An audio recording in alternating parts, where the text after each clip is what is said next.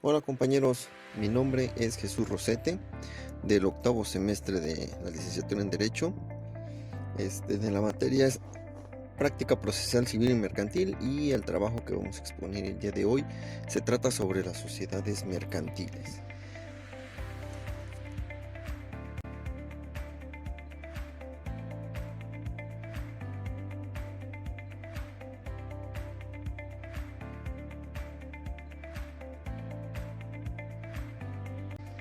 Iniciaremos preguntando qué es una sociedad.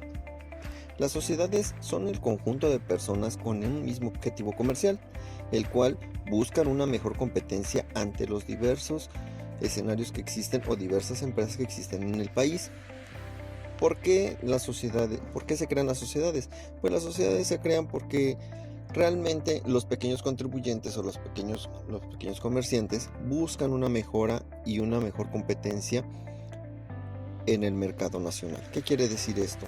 Existen empresas en las cuales requieren de sus servicios, pero al ser un empresario, una persona física, no puede dar ese servicio, ya que requieren de una mayor formalidad jurídica que los apoye.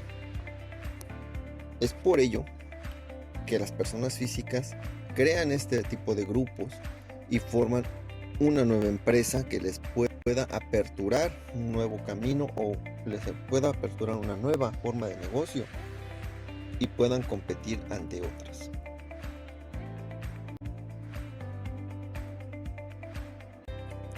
Ahora bien, también debemos saber cuántos tipos de sociedades existen. En nuestro artículo primero de la Ley de Sociedades Mercantiles nos dice que tenemos 7 tipos de sociedades diferentes. Estas son: sociedad en nombre colectivo, sociedad en comandita simple, sociedad de responsabilidad limitada, sociedad anónima, sociedad en comandita por acciones, sociedad cooperativa y sociedad por acciones simplificadas. En México las más comunes son la sociedad anónima y la sociedad de responsabilidad limitada.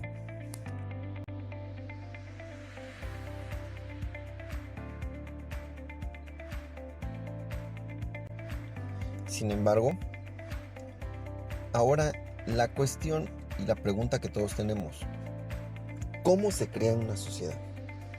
Bueno, es muy fácil, es muy sencillo. La sociedad realmente se crea con el acuerdo de 2 o más personas. ¿Qué quiere decir esto? Que 2 personas en común o con un objetivo en común deciden asociarse aportando cierta cantidad de capital. Este proceso no es necesario que lo haga una persona.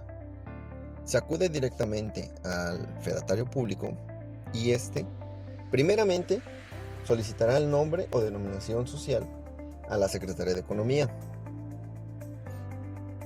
¿Cuál es este nombre? Este nombre es aquel que más les convenga o el que los socios elijan. A lo mejor les gusta el Patito S.A., el Pollito S.A., la Vaquita Coqueta S.A., o en su caso de responsabilidad limitada. No importa. Y una vez que tienen el nombre autorizado, el fedatario hará un estatuto. ¿Cuál es esto?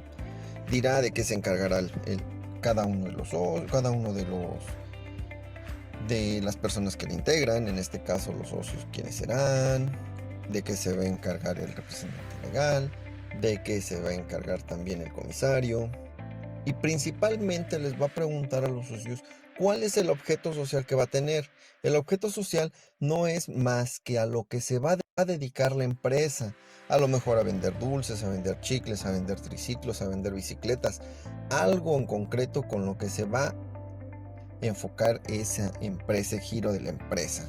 Puede dar servicios de mantenimiento, puede dar un servicio de transporte, puede dar una venta de mercancías, puede fabricar algún producto. Para eso es el objeto social, para decir y para especificar a qué se va a dedicar la empresa. Una vez hecho esto, ya en acuerdo con los socios y que hayan firmado la escritura constitutiva o el acta constitutiva, El mismo fedatario la mandará al registro público de la propiedad, quien se encargará de registrarla en sus libros y darle un folio mercantil, el cual será de identificación para esa empresa. Es decir, el acta de nacimiento de la empresa. Ya tenemos quién la expidió. Ahora el registro público de la propiedad le va a decir: esta es tu acta de nacimiento. Para eso se debe de inscribir.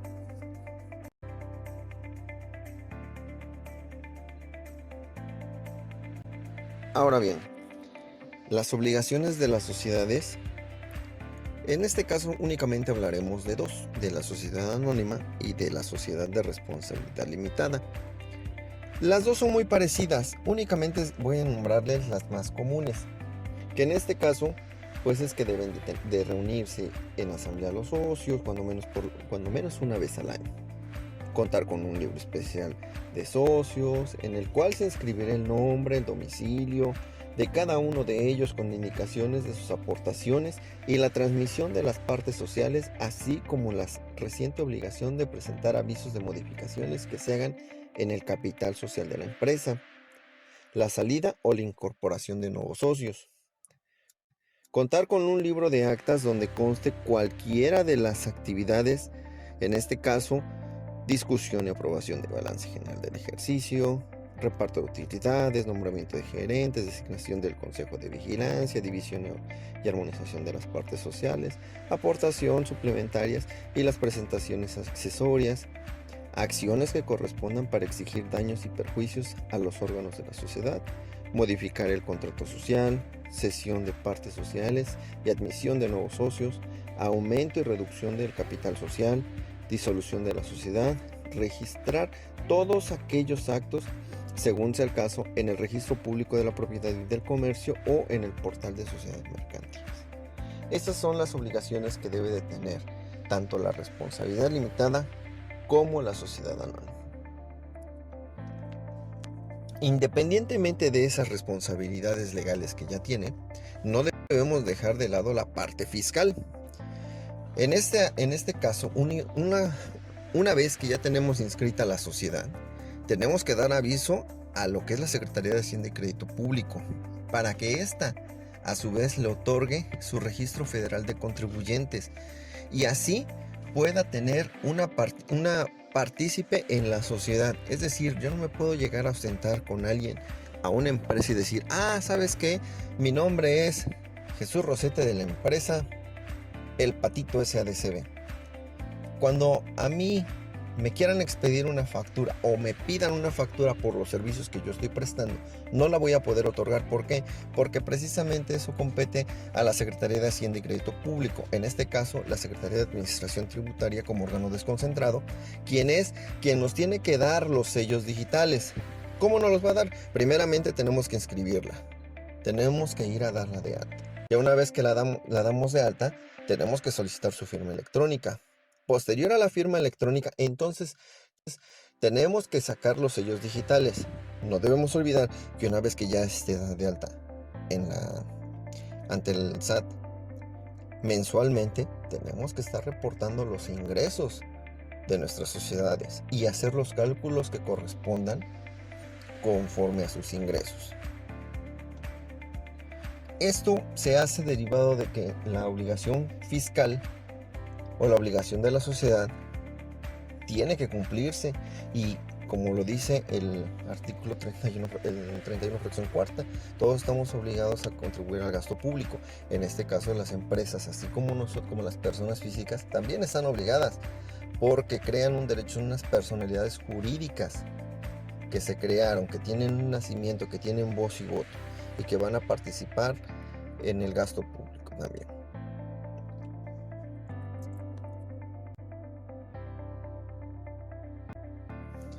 Bueno, para concluir, ¿qué podemos decir? Para concluir, podemos dar un ejemplo de lo que es una sociedad anónima o una sociedad de responsabilidad limitada. ¿Por qué se eligen estas? Normalmente, en México, la mayoría de las personas elige lo que es la parte de la sociedad de responsabilidad limitada. Una de las diferencias muy importantes por la cual es elegida es por la participación del patrimonio de los socios o accionistas dentro de las obligaciones de la empresa. ¿Por qué?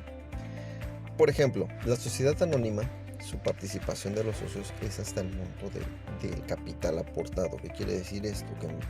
Que las obligaciones de la empresa, el socio también tiene que responder solidariamente con su patrimonio hasta el monto en el que haya aportado su capital, no en cantidad, sino en porcentaje. Es decir, si el socio es partícipe del 10, del 20, del 15, del 50%, hasta esos montos podrá estar obligado en participar o cubrir con su patrimonio. Hay parte de ese patrimonio que no puede tocar, que no se debe de tocar. El menaje de casa y otros activos que pudiera tener que fueran ajenos a él.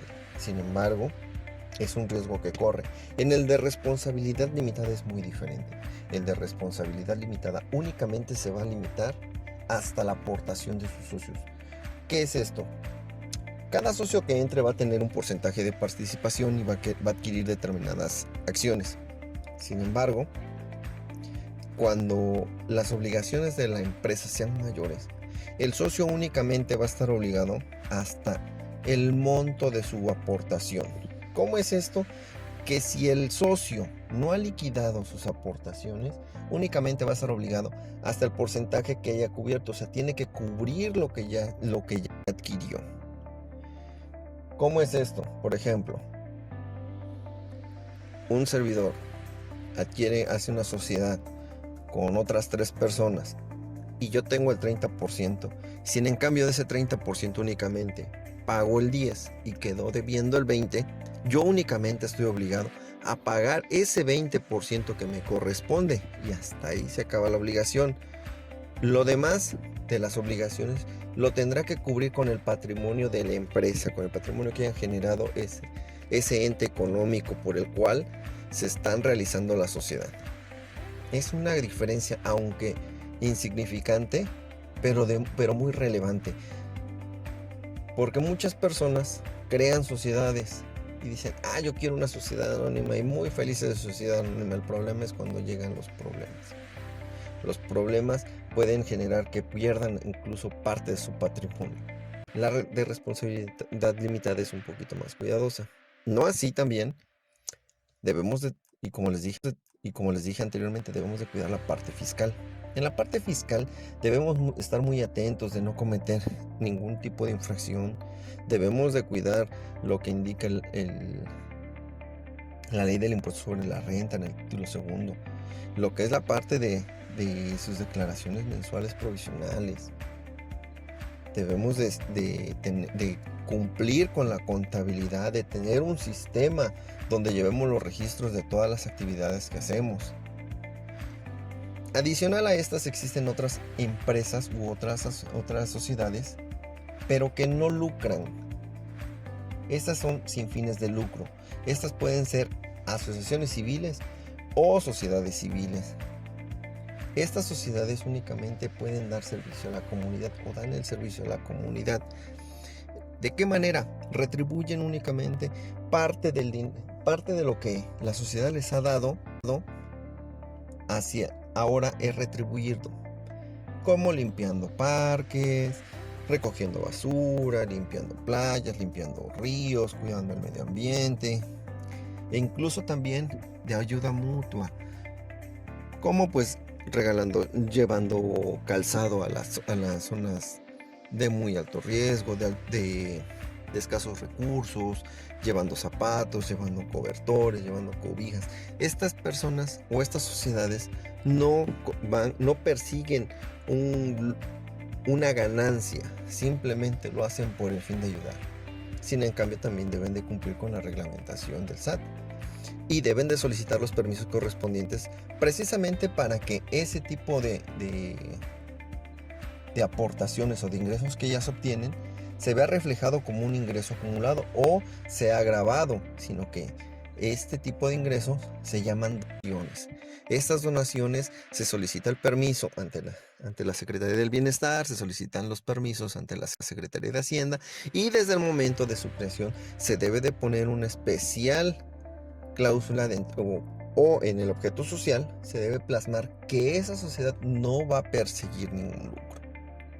Si no lleva esa leyenda en el objeto social, el SAT la toma como que es una empresa que sí persigue un lucro, aunque no lo sea.